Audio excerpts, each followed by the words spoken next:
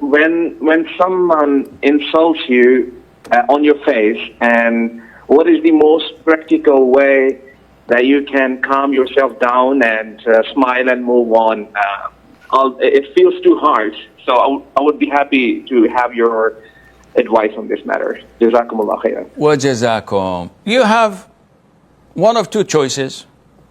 One is to retaliate. So one says to you, you're stupid.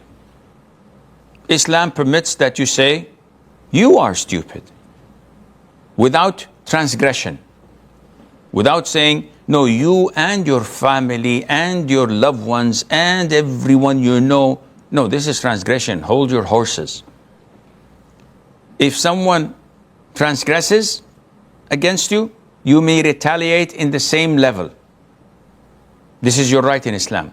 And if you forgive and pardon, that's a higher degree. So choice one, to retaliate. Choice two is shrug your shoulders and move on. And this is exactly what the Prophet ﷺ used to do. He used to forgive and pardon. And wise people do this. Umar ibn al-Khattab was once in his court, and he's the caliph.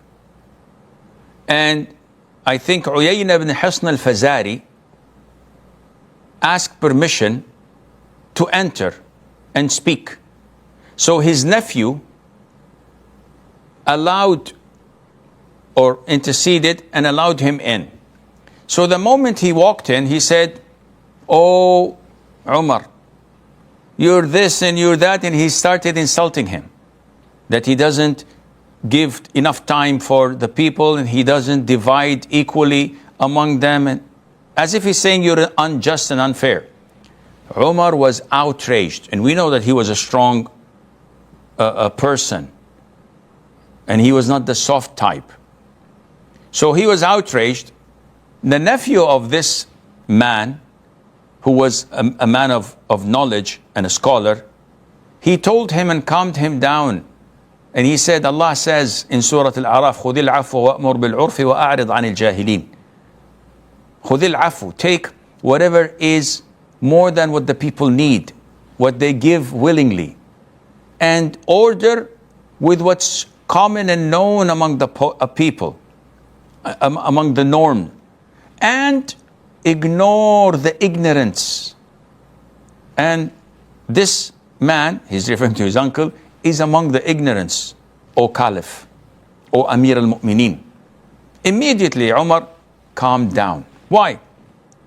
Because he always limited himself to the Qur'an and the Sunnah, never to exceed that or go beyond it.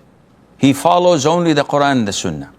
So whenever someone insults you, akhi, always put yourself in the Prophet's shoes, alayhi salatu wasalam.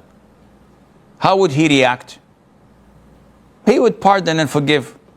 He would not go down to the level of these ignorance. And I tell people usually, if you're walking and a dog starts to bark, would you fall on your hands and knees and bark back? Of course not. You just walk away. So don't pay attention to what these abusive people say or do, because all what they want is to get a negative reaction, depress you, provoke you, or